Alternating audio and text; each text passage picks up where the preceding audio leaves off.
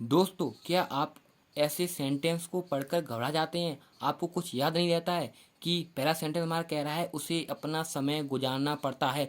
ये तो हमारे सेंटेंस में आता ही नहीं है। ये तो हमें प्रेजेंट का लग रहा है, ना पास्ट का लग रहा है, ना फ्यूचर का लग रहा है, ना प्रेजेंट इंडेफिनिट लग रहा है, ना पास्ट इंडेफिनिट लग रहा है, ना पास्ट कंटिन्यू टेंस लग रहा है, ना फ्यूचर परफेक्ट कंटिन्यू लग रहा है, ना फ्यूचर इंडेफिनिट का लग रहा है, ना फ्यूचर कंटिन्यू टेंस लग रहा है, ना फ्यूचर परफेक्ट कंटिन्यू टेंस का लग रहा है। तो फिर ये है किसका? यही समझ पा रहे होंगे। यही आपको लग रहा है ये है किसका?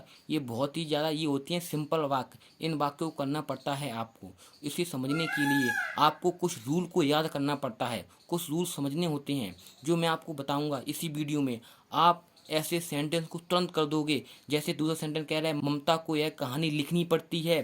तीसरा कह रहा है तुम्हें खुले में लेटना पड़ा, पड़ा पड़ी पड़ेगा, गए गया गया, ही बेंटू गया, वह गया गया, बारिश होने लगी, बादल गरजने लगे, तुम मरने लगे। ऐसे सेंटेंस आप नहीं कर पाते हैं तो आज की वीडियो में आप ऐसे सारे सेंटेंस करने लगेंगे। तो उसके लिए आपको कुछ रूल्स को समझना होगा। ये बहुत ही ज़्यादा रूल्स इम्पोर्टेंट व आसान है, तो उसे समझने के लिए देखते हैं। ठीक है, आप ऐसे सेंटेंस चुटकियों में कर देंगे, ये मैं गारंटी लेता हूँ। तो चलिए वो रूल्स देखते हैं, वो क्या रूल्स हैं। क्योंकि रूल्स समझने से पहले आप चैनल को सब्सक्राइब जरूर कर लीजिए। तो चलिए रूल्स देखते हैं। तो देखिए, रूल्स फॉर मेकिंग यानी रूल्स बनाने के लिए, यानी इनको बनाने के लिए कौन से रूल्स चाहिए। तो पहला रूल समझिए, जिन वाक्यों के अंत में पढ़ता है, पढ़ती है, पढ़ते हैं आदि शब्द आते हैं, वहाँ पर सिंगुलर सब्जेक्ट के साथ हैज टू आ गया, हैज टू का प्रयोग करते हैं, व प्लूरल सब्जेक्ट के साथ हैव टू का प्रयोग करते हैं। समझ गए?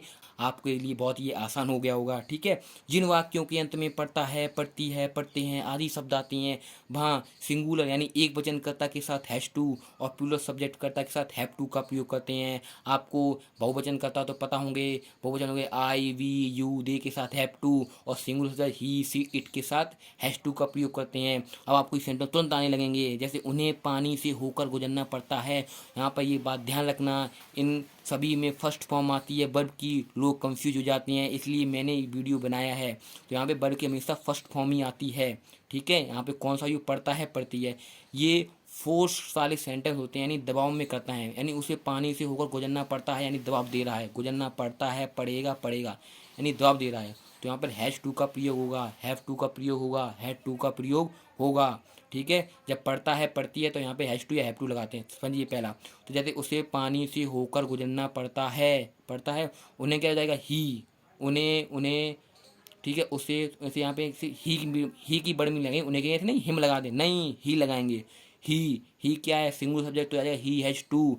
गुजरना क्या होती है, पास थ्रो यानी होकर, पास थ्रो द वाटर, तो he has to pass throw the water. कुछ था ही नहीं सेंटेंस में, बस आप सेंटेंस को समझ लीजिए किस तरह से आपको करना है, बस हो जाएगा। उन्हें, ठीक है, उसे, मुझे, यहाँ पे आपको मी ऐसे नहीं लगाना, यहाँ पे आई यानी आपको सब्जेक्ट चुनना है, सब्जेक्ट। ठीक है, तो उन्हें पानी से होकर गुजरना पड़ता है, तो सब्जेक्ट क्या जाएगा, उन्हें, तो उन्हें क्या जाएगा, he has to pass through the water. ये बात ध्यान रखना, आपको सेंटेंस बहुत अच्छी तरह से आने लगेंगे, ये मैं गारंटी लेता हूँ।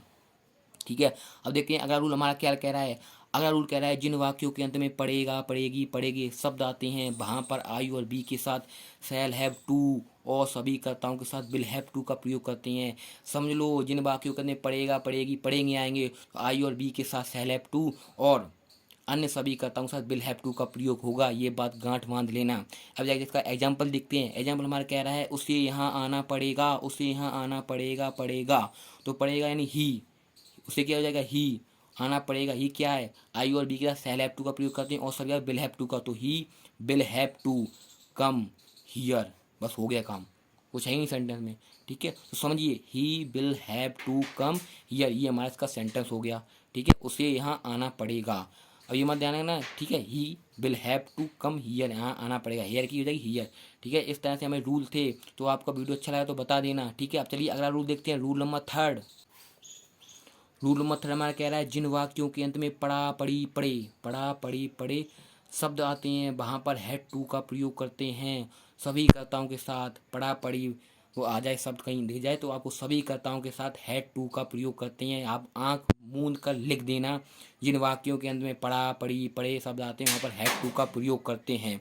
जैसे गीता को सुबह जल्दी उठना पड़ा, अब उठना पड़ा तो गीता हैड टू, पढ़ा है तो हैड टू, हैड टू जल्दी की हो जाएगी अर्ली, गेट अप यानी उठना, इन द मॉर्निंग तो Geeta had to early get up in the morning, Geeta को सुबह जल्दी उठना पड़ा, तुम्हें वहाँ जाना पड़ा, तो है मुझे यहाँ से निकलना पड़ा। तो आप यानी डेली इसका प्रयोग करिए तो आपको सरल लगने लगेंगे। ठीक है, देखते हैं हमारा रूल नंबर 4, प्यारा सा है रूल। जिन वाक्यों के अंत में लगा, लगी, लगे शब्द आते हैं वहाँ पर बिगिन टू का प्रयोग करते हैं बस।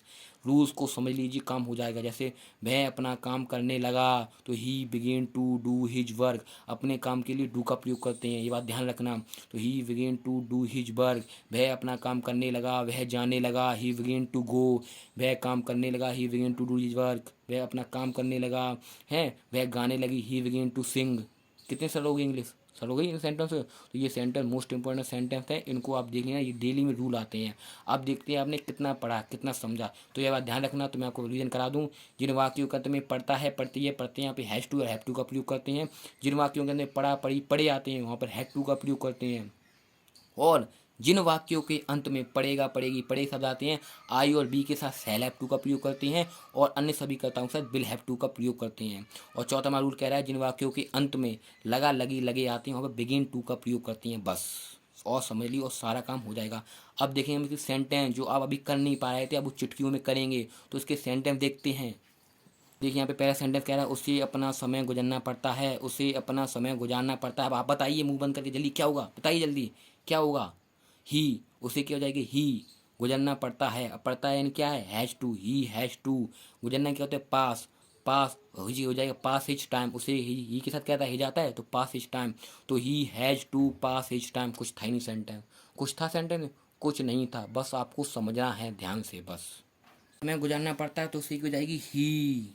अब पढ़ता है तो यहाँ पे सिंगल सब्जेक्ट हो जाएगा हैज टू, गुजरना पड़ता है पास, अपने के लिए हिज, और टाइम।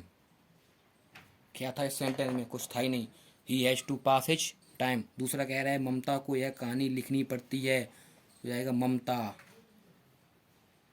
सिंगुलर सब्जेक्ट हो जाएगा हैज टू, लिखनी पड़ती है राइट, क्या लिखनी पड़ती है, दिस स्टोरी। ये हमारे सेंटेंस तुरंत हो गए। अगर आप बताइए तुम्हें खुले में लेटना पड़ा तो क्या होगा, यू, पड़ा है तो हैड टू, लाई, ले इन ओपनली, हो जाएगा यू हैड टू ले इन ओपनली। कुछ था ही नहीं सेंटेंस में। अगर बच्चों को अपना गृह कार्य करना पड़ेगा, पड़ेगा आ रहा है तो children, the children will have to, अब गृह कार्य करना पड़ेगा, टू डू हिज होमवर्क।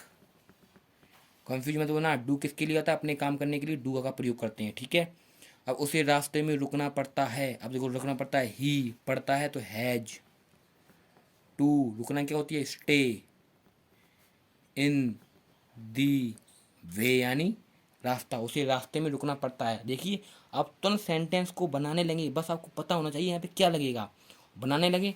ठीक है,